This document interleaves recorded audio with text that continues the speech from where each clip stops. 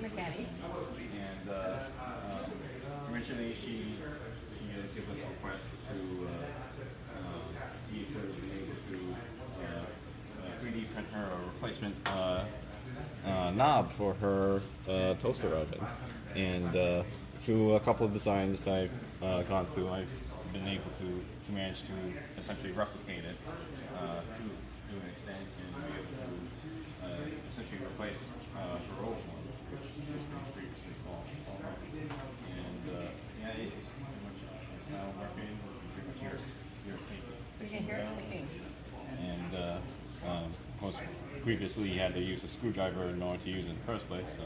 Yes, a house guest toasted something and went to turn it off, and it's a timer. It's not an on-off button, so it broke, and it fits under my cupboard under a clock. And to find a whole replacement toaster oven was going to be difficult.